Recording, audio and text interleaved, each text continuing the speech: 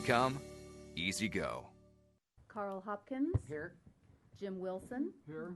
Kirk Martin. Here. Karen Kahn. Here. Dolores Johnson. Here. Craig Arcuri. Here. Bruce Miller. Here. Thank you. We have a full house here today. Very good. Any changes to the agenda? Yes. Yes. I'd like to pull item 7, 8, 9, and 10 from the consent calendar. Those are new spaces, and the square footage that we have in the commission report is inaccurate. We need to change that. So if it's, I'd like to pull and put them back next month. Okay, pulling 7, 8, 9, and 10. Notices that on Friday, April 15th, 5 p.m., the Airport Commission Secretary duly posted this agenda on the bulletin board at the Airport Administration. Next item up is the minutes. Recommend that the Airport Commission waive the reading and approve the minutes of the Wednesday, March 16th meeting. So moved. Second. Moved and seconded. All in favor? Aye. Passed. The consent calendar, removing 7, 8, 9, and 10. We still have the 2015 Integrated Pest Management Annual Report, a lease agreement with Easy Lift, lease agreement with Tricep, and the Property Management Report. Is there a motion to approve the consent calendar? So moved. Second. All in favor? Aye. Passed. So that brings us to our liaison reports, and we have both of our liaisons here. We'll start with the City of Santa Barbara, Frank Hotchkiss. Thank you, sir. Commissioners, hi. Let's see. Let's talk three things, I think. The upcoming budget. This past year, we have to trim our sails a little bit. Not a disaster, not a tailspin, if we use the wrong term probably there. But we're a little under, although the most recent TOT was up a little bit over 3%. But sales tax were down, and TOT was overall down.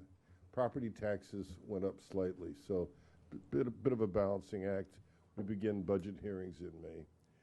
The desal plant is due online in October, so that's good news. We're negotiating still, excuse me, with Montecito about them participating and how we'll do that, and at what quantity we're prepared to produce. Question: the opening level is over 3,000 acre feet, and then we may need to go to as high as 10,000. So we'll see how that comes out. Final thing, the bicycle master plan. I don't know if you followed that at all, but that was going to be inevitably controversial, and it has been. And then I think there was a 5-2 vote to accept the whole thing, and then there was some considerable backpedaling, I guess is a good term to use in this case. When we saw that, to use a professional football term, probably unwittingly, the staff had sort of flooded the zone. There was so much in the plan that both the Planning Commission and the City Council really were being asked to do too much at one time. So I think with some wisdom, we backed it off and said, no, wait a minute, we need to take a new look at things.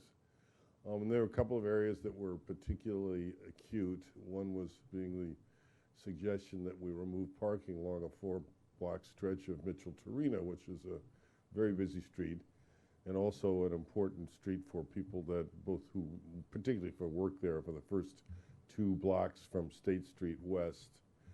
And so, to their credit, the staff has gone back and come up with, excuse me, some very creative solutions that still solve the bike problems that we want to. So my hope anyway, and I think it will be true, is that we will be able to succeed and bring something that doesn't pit one group, avid cyclists, against the rest of the city, but really brings unity among all. Everybody says that's our bike plan. So that is the goal, and It goes back to the Planning Commission in May, and then back to City Council. I think it's going to be sometime in early June. We'll see. But anyway, it's been thoughtfully done, and I think will be quite successful. Thank you.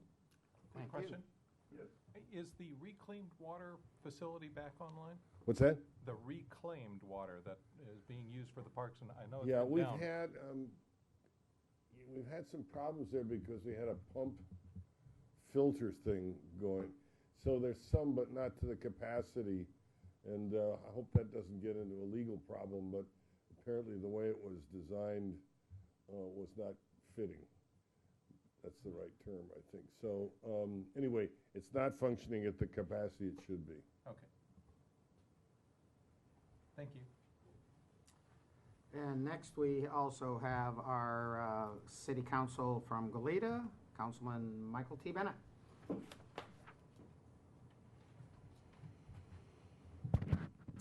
Thank you for the opportunity to speak to you this evening. The one thing I'd bring to your attention, which you may have noticed on Hollister Avenue at Robin Hill, is there's a green construction fence that's gone up around the vacant property that is to the west of the buildings that are off of La Patera going west on Hollister. So that's the beginnings of the Marriott Residence Inn, which is just starting the preliminary construction process.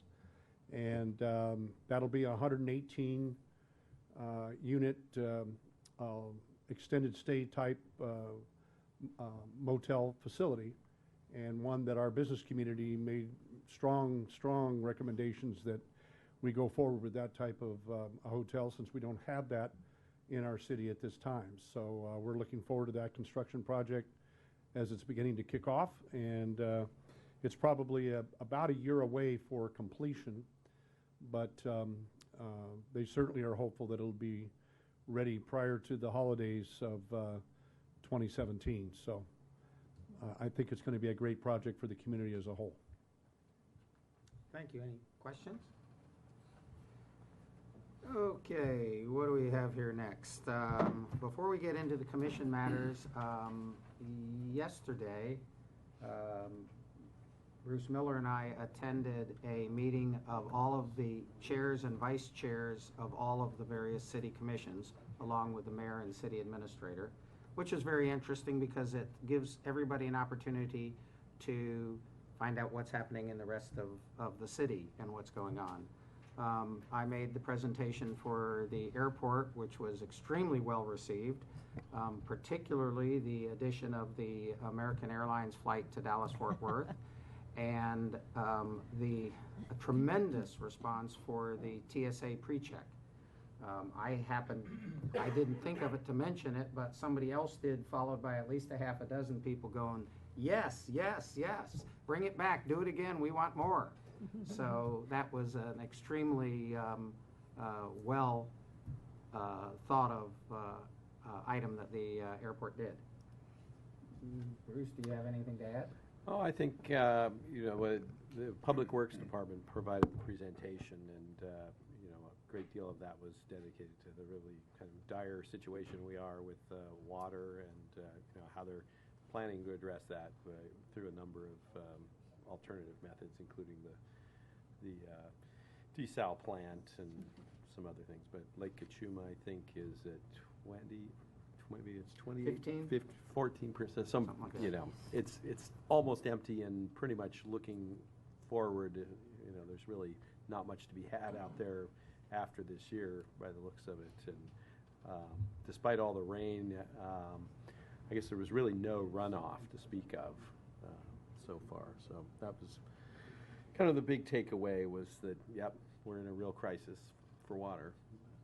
The city has fortunately had the foresight to go ahead with the desal plant, even though there was a lot of predictions of El Nino. So that's about it. Okay, the next item is item 12, the formation of the Airport Public Parks Oversight Committee. Would you like to discuss that, or should I? Go right ahead. The airport, when they built the terminal, put some permanent art in in several places. but their terminal has a whole lot of blank walls that would look very nice with some artwork on it. However, the airport staff is airport staff, not art staff. And so they have created this committee that consists of one representative from the Airport Commission to be determined, the director, and then all of the 7 or 8 other people are people in the city or the county associated with art and public places and arts commissions and things. I attended the very first meeting that they had and was very impressed because we outlined what needed to be done, and it was like, okay, we know exactly what to do. You do this, you do that, you do that. You know, it was like, okay, just turn it over to these folks. Let them decide what's art, what isn't art. Let them figure out how to do it. And the airport's job is to hang it on the walls and take it off when it's time to put the next art up. But we do need a member of that on that committee, and so I would open the floor to nominations for a member of the Airport Public Art Oversight Committee, and would like to nominate Kirk Martin. Yeah, I second that one. Yeah. Is there anybody else interested? May I have we've had a motion and a second, so all in favor? Aye. Aye. Congratulations. We know you will do an excellent job on that, and we will let the Rebecca there schedule meetings accordingly. Great. Proposed operating budget for fiscal year 2017. Recommendation of the Airport Commission, recommend approval of the budget. About an hour and a half ago, the budget subcommittee met and reviewed this, and so after our presentation, I'm sure they'll also have some comments. Very good. Thank you, Chair Hopkins. As you know, this is the second year of a 2-year budget that we submitted last year. And when we submitted our budget last year, in looking out in our cash flow analysis for the next 3 to 4 years, it appeared that the airport would have a substantial deficit between the revenues and our planned expenditures. We had some ideas of how to adjust that out, and it didn't, we were not successful in making that change. And so it came back to the airport to look at the options that, the other options, which would be salary savings and reduced capital spending. And I have to say that we accomplished that, not so much by design, but almost by default. We have had vacancies, which have, and we have also been very conservative in our expenditures. So we have met that shortfall for this year. And at this point, I'd like to have Tom Bullers, who's our administrative analyst with the department and who pretty much spearheaded the development of this year's budget, do the presentation this evening and then be available for any of your questions that you might have. Tom? Good evening, Airport Commission. For the budget, just a brief outline. We're going to talk about the airport department generally, how we met those budget challenges that Hazel referred to, and then go into a little detail on our proposed budget. And that includes a little bit about for the fiscal year 2016 budget and where we think we're going to wind up. And then we're going to talk about some key performance objectives for next year. So our mission statement is to be a great airport, self-sustaining, and meet the needs of our customers and partners here in the Tri-County region. We are an enterprise fund, so we are financially self-sustaining. Our revenues come from tenant rents and user fees. And again, as part of that financially self-sustaining, we don't use local tax dollars. There are a broad range of programs here at the airport that reflect generally that we have a lot of different things going on, from facilities maintenance to security to marketing. Hazel touched on staffing. The department right now has 55 and a half full-time equivalent employees. When you look down at the bottom here at this graph, you can see there's significant vacancies that Hazel referred to. Within the Administration of Business and Properties group, the Airport Business Development Manager will be starting in May, which is good. In the security group, we have 4 vacant security officer positions. That's a very high percentage of our security officer positions, and we have a couple of vacancies in certain ops. This is as of today, and these vacancies have resulted in almost $600,000 in savings for this fiscal year. However, that is not really sustainable going forward. Again, the business development manager position is going to be starting here soon, and we hope to fill some of those airport patrol officer vacancies in the near future.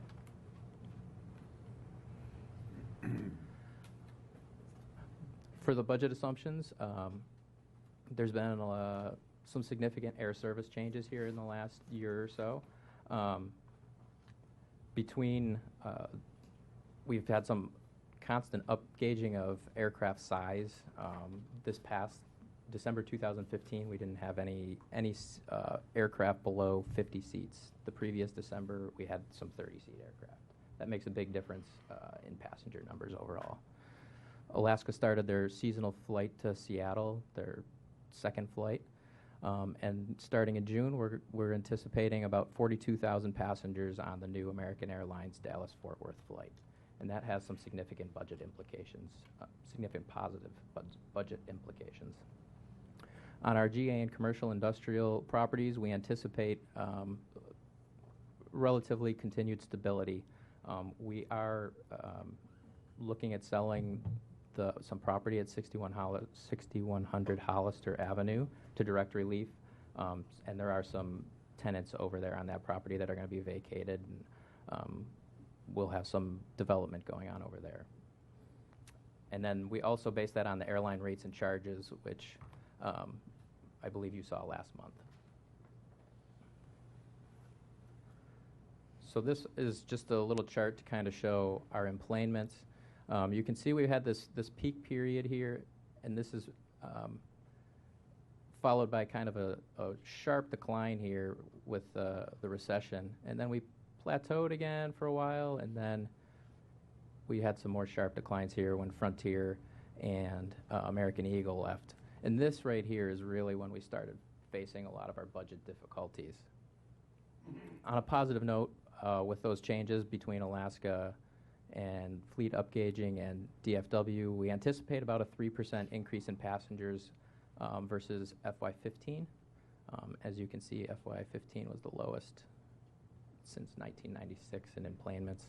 And then we anticipate about a 6% increase in FY17 versus FY16. So to kind of highlight some of the budget balancing strategies that we have followed, in the short term, we've really focused on expenditure reductions. The $600,000 in salary and benefit savings. Some of those vacancies are planned. Some of them, the savings, we took action. For example, we shared our airport planner half-time with the planning department downtown, and that resulted in some significant savings. In terms of capital expenditures, we deferred some of our street maintenance budget that we had this year. It's $100,000. And then our facilities maintenance staff did a lot of the work over at the High Sierra Grill themselves, and that saved about $90,000. For next year, the Dallas-Fort Worth flight is a very positive development, and in the longer term, revenue increases are really where we've been able to kind of close that $600,000 gap. Just to kind of quantify the revenue gains from the Dallas flight, it's about a $300,000 gain to the operating fund. The bulk of that in parking and rental cars. I'll note here that we, as part of our airline incentive program, we can waive landing fees for up to 1 year, and that's about $100,000. So that is not included in the FY17 budget, but in FY18 they would start paying that landing fee. And again, the importance of additional passengers is those passengers spend money around the airport, and that's really where the benefits accrue. For those future years, FY18, again, the landing fee adds about $100,000, so we're talking $400,000 in FY 2018 as opposed to $300,000.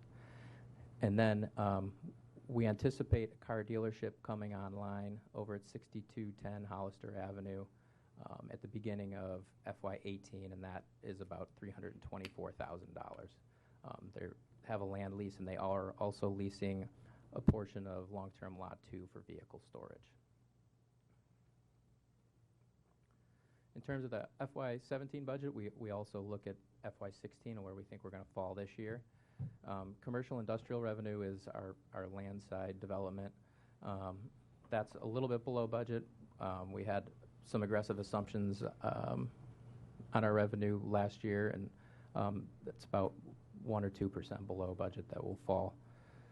Non-commercial aviation is perhaps better characterized as non-airline aviation, and that's pretty close to budget. That's about 1% below budget. Terminal revenues are concessions, parking, rental cars, the restaurant. Those revenues are doing quite well for the most part. Parking was at budget, and then Surf Air has been doing very well. They've started paying about $4,000 to $9,000 a month. It's kind of ratcheted up over time. So that'll be above budget, about 4%. And rental cars are a little below budget, but still above where they were last year. Commercial aviation will be a little bit below budget. We saw some positive developments in terms of fuel flowage with that upgauging some of those bigger aircraft to use more fuel. And the primary driver of the reduction is a reduced payments by terminal employees. The rates that terminal employees are charged are being reduced to reflect the fact that the shuttle to long-term parking lot 2 is no longer in operation. Those rates used to reflect that the cost of the shuttle. Interest and other. This is TSA reimbursement, interest on our fund reserves, and we also anticipate reimbursing ourselves from our grants fund about $110,000 for staff costs associated with our federal grant. FY17 proposed revenue. The pie chart, I think, is interesting because there's been a shift in the long term at the airport. The aviation percentages have gone up as a proportion of our overall revenues, and the terminal and commercial industrial have gone down a little bit. So these numbers were closer to 29% and 10% in FY 2012. The total proposed revenue for next year is about $16.6 million. This year for expenditures, again, we expect to see some significant savings in salaries and benefits, almost $600,000. Supplies and services, that's for HVAC maintenance, all kinds of other supplies, just general janitorial supplies. But it also includes some contracted services that we have with the fire department for ARF, and that's about $2.2 million of that. And we also contract with Public Works for some engineering staff, and that's close to $350,000. Allocated costs are our share of downtown costs, so finance department, city attorney's office, et cetera. Special projects used to include the shuttle to long-term parking lot 2, and that number used to be a lot higher, closer to $800,000. But since we eliminated that a couple years ago, that number has really fallen a lot. Bond debt is just our payments for the terminal bonds. Capital transfers, we've made some significant transfers for development on the north side, and to do some other capital projects, and our AIP grant match. And also set up a revolving FAA change order authority account. Sometimes we have to pre-fund some of our change orders for our FAA grants, and then the FAA will reimburse us. Equipment, this is a sizable bump from where it usually is. This year we bought a striper for the airfield, and that was about an $75,000 purchase. But that has a pretty short payback. It's pretty expensive to do the center lines of the main runway and the taxiways. So overall, about almost $7 million. The bottom line is about $700,000 use of reserves versus our budgeted amount of $1.2 million. In terms of FY17 expenditures, we had a few staffing changes that we proposed in this budget. We have a half-time ops specialist that is really needed more in the badging office, and more hours are kind of needed, so we requested an additional 0.25 FTEs and transferred or reclassified that position. We also requested to move our admin analyst from the business and properties group to the admin group, and our airport ops manager to solely security and cert and operations instead of also including facilities maintenance in there. Again, this is another pie chart that kind of just breaks down those expenditures, and again, I'll highlight that special projects, 0% instead of 5%. And the ARF, again, is about 1/3 of that number, so it's pretty sizable. In terms of our capital budget, our AIP grant is a rehab of runway 725. That'll probably take about 2 years of our entitlement funds, and we're proposing to just contribute the normal amount. The first year during FY17, we're planning on doing the design and bidding of the project, and then the second year of entitlements will fund the construction. It's to sort of smooth out the contributions to the AIP grant. Lessee building maintenance, we have some significant needs at building 122 to do some improvements over there.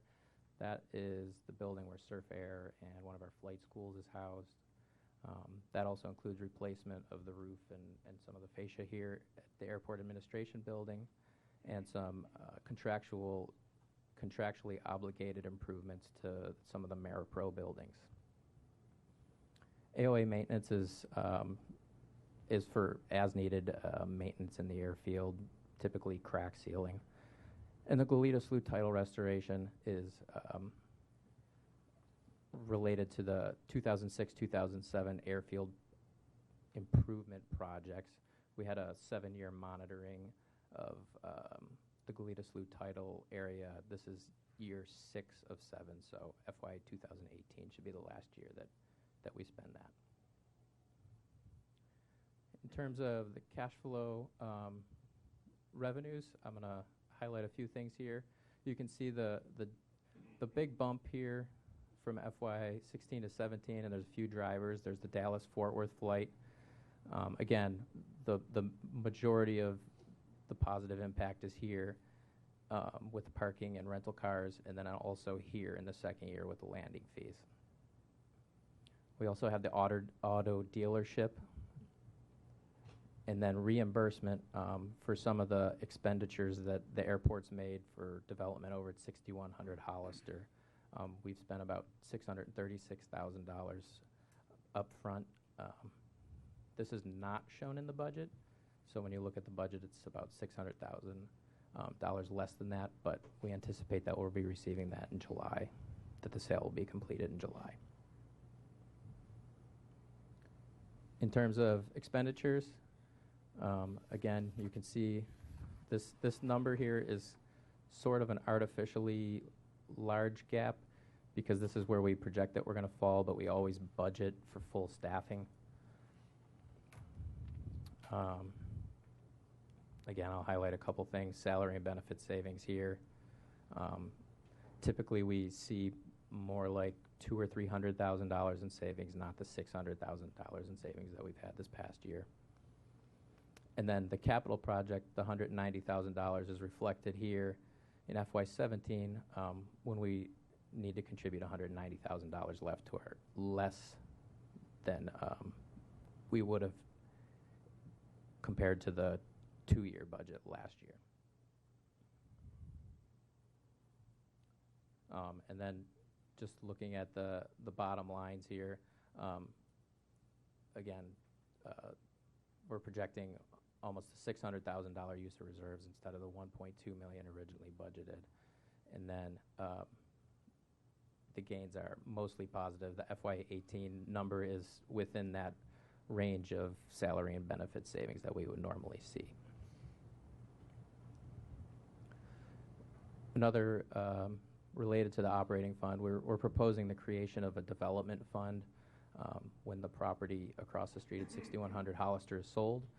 We would use the revenues from that to develop some new light industrial and retail space over there. And then the revenues generated by that space, we would split 50-50 between the development fund and the operating fund. And that's really to develop new buildings and their associated infrastructure. The airport has a lot of old buildings, and this is one way that we are going to start trying to save to replace or develop new buildings. The impact of that in FY19, that's when we anticipate that we'll have a full year of revenues from our new development is about $415,000, so that would be split 50-50.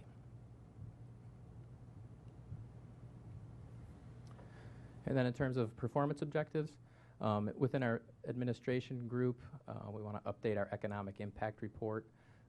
That was last done in around 2000.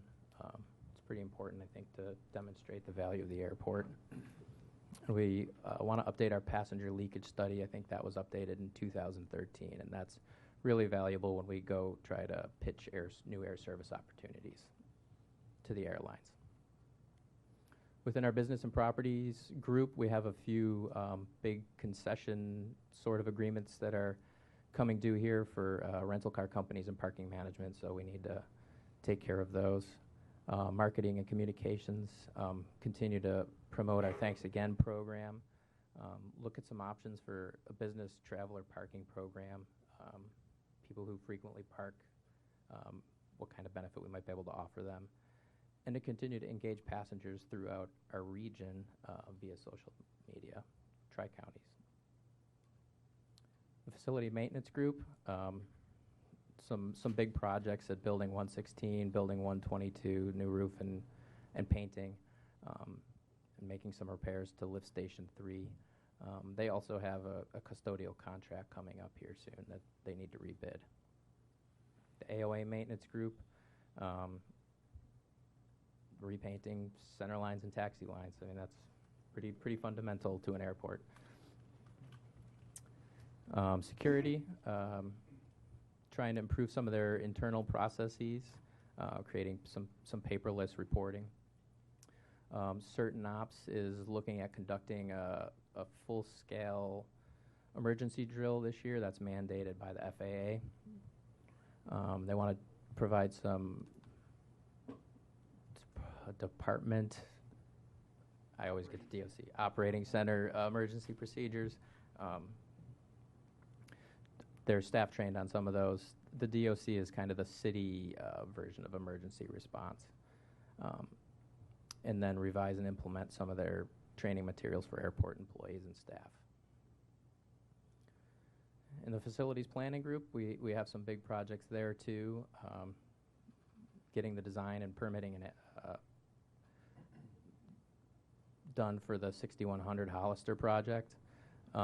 Doing the design work for runway 725 pavement rehab. That's our AIP project. Adopting the master plan. completing some design and construction on one of our buildings. That's, I believe that's one of Maripro's buildings. And then getting some permits for our Goleta Slough Mouth Adaptive Management Project. So we're here tonight to ask for a recommendation to City Council approval of the airport's annual FY17 budget. We met with the Airport Budget Subcommittee just before this meeting, and they recommended that the full commission recommend approval as well. A question regarding the restaurant income, and first of all, how they are doing, and at what point does their rent kick in and their percentages kick in? And I didn't notice where it shows up in the budget. They had a 6-month abatement period. They start paying rent in May. It's $12,700 a month. And it shows up in our commercial industrial $4.4 million. It's kind of buried in there. But do they have a percentage of income or just straight rent? Straight rent. Any other comments or questions, particularly maybe from those who sat on the subcommittee?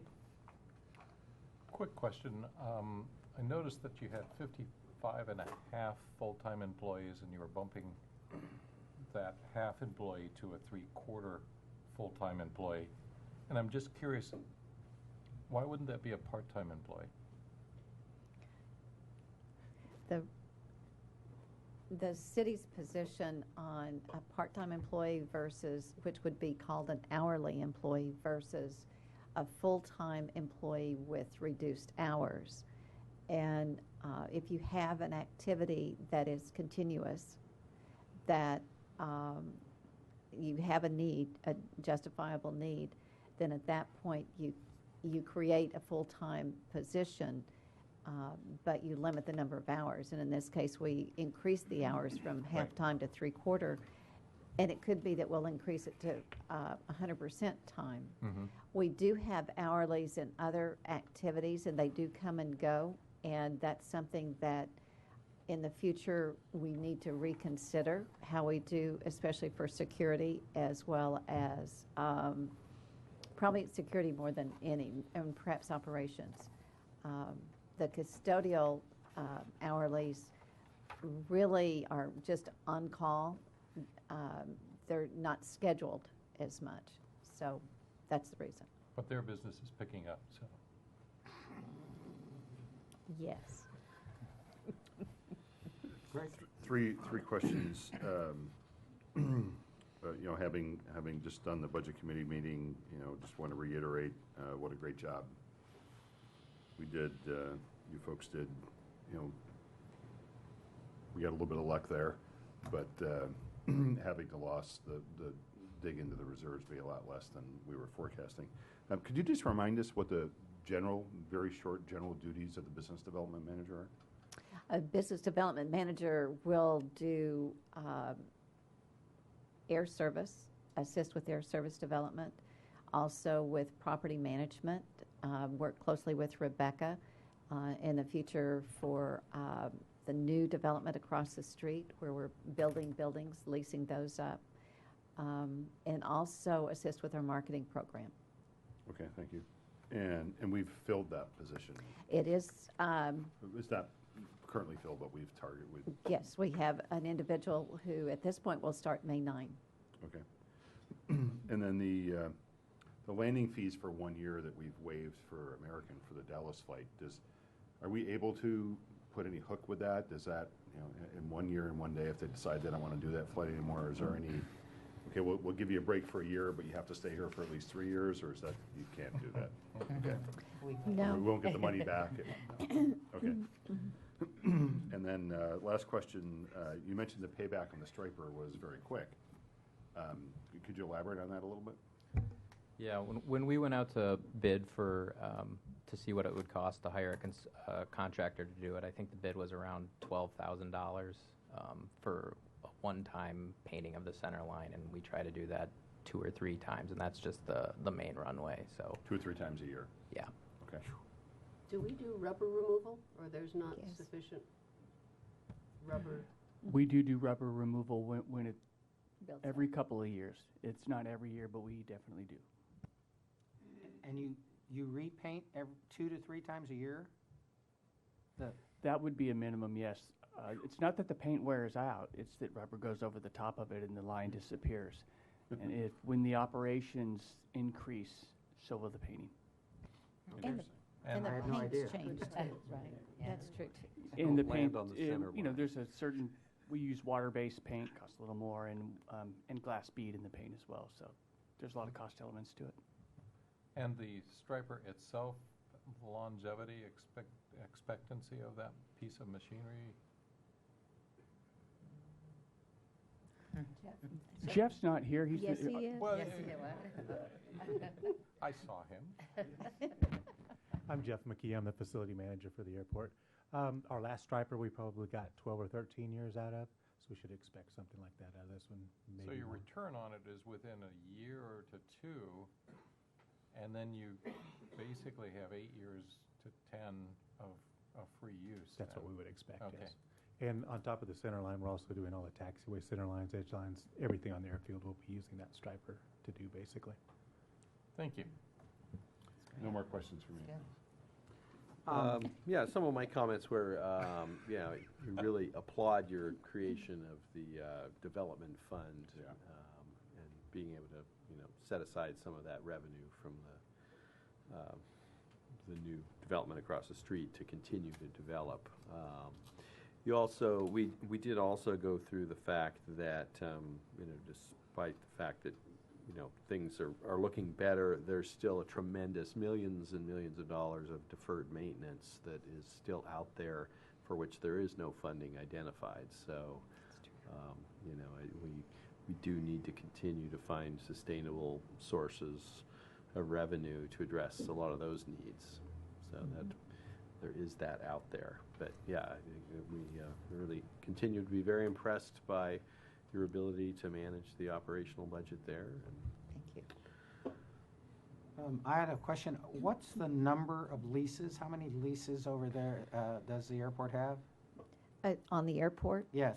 I would venture to say 127, 130 leases. And you'll have another 25 or 30 probably by the time the development over there is done?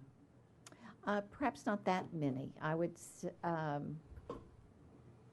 23,000 square feet. I'd say another 10, 12, Okay. maybe. So I think should be well noted that that's a significant number of leases to manage and to cover as there are vacancies and to continue, and that our lease rate is extremely high. Yes. So, which is another good kudo. I also noticed that the 600,000 is a great deal of that came from the vacancies in security, which it looks good to save $600,000, but obviously I'm sure you're not trying to save it in security. It's just sort of the way it happens. And one of the reports in here also shows the number of alarms, the number of calls, and those numbers are huge. And unfortunately, I also noticed they're not all 100%, which I'm sure they would be if we were able to fully staff. So if somebody looks at the 600,000 and say, oh, good, let's keep doing that. Well, no, let's not keep doing that, because an awful lot of that's out of security, which we really do need to fill, as I'm sure you're trying as quickly as possible. Other than that, I'd like to echo what everybody else has said, is that I think you're doing a great job. You know, it was a significant change from the projected in a very positive manner, and the future certainly is looking good. As Mr. Miller commented, we have a lot of deferred maintenance. I'd also note that there are a lot of projects in the master plan that have no funding also. That's correct. So keep up the good work. Thank you. If there are no other comments, can I have a motion for approval?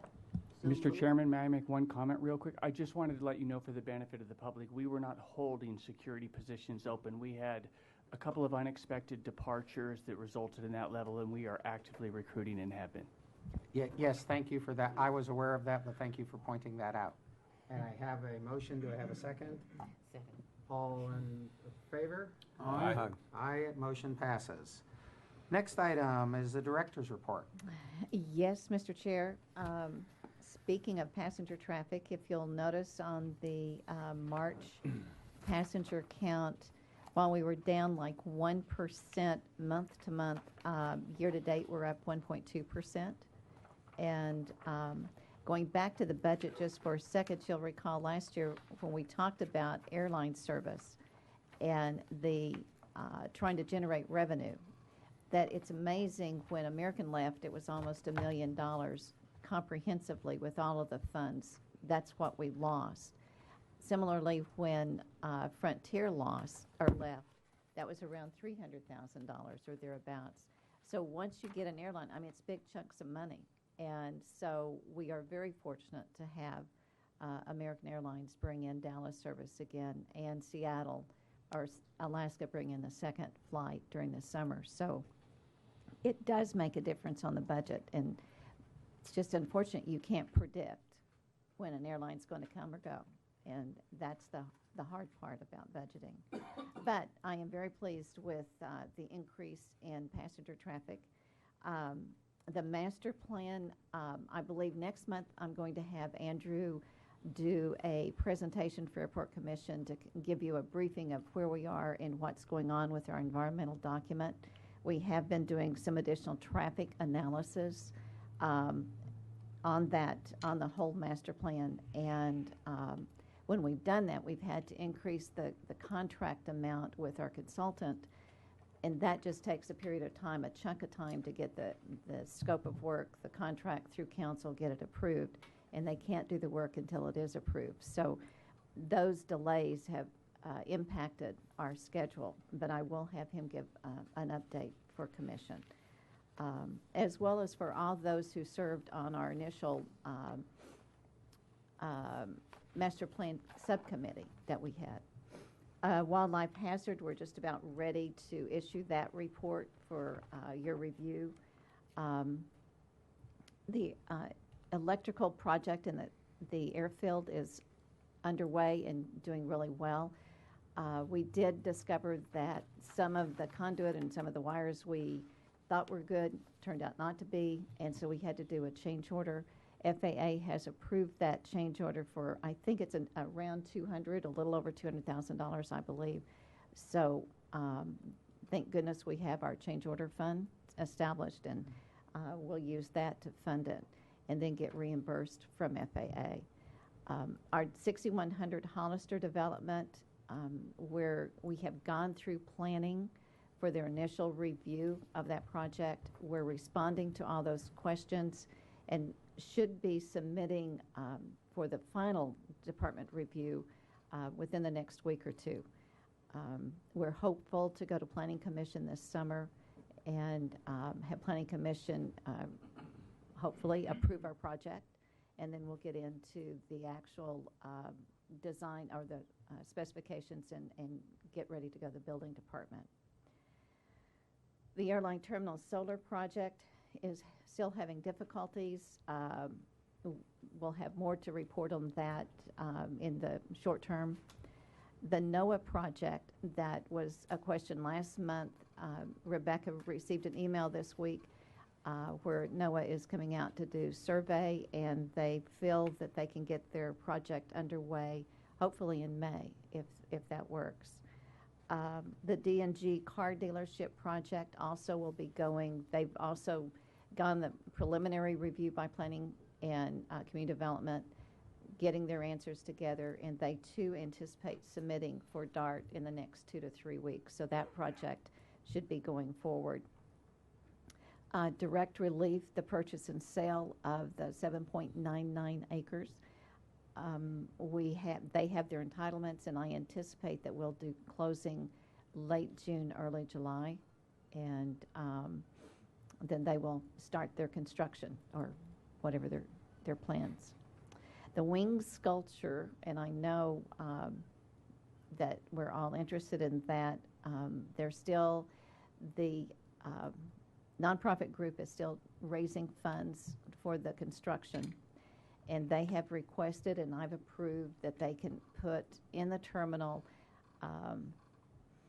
a scale model of the wings so that they can just alert people that the project's still alive. And if you'd like to donate, I'm sure there'll be a envelope available. We're trying to find the suitable location for it, and because it does, if it goes forward or when it goes forward, it really will be an attractant. So I think everyone would like to see what it looks like. With that, I'll conclude unless you have some other questions. At one point, there was some discussion about the meeting dates for the next one or two. Yes, thank you for reminding me. I'm going to be out of town the week for Airport Commission in May and possibly in June, and I was wondering if we could survey commissioners and see if we could meet the following week. So it would be sort of like the fourth Wednesday of May and the fourth Wednesday of June.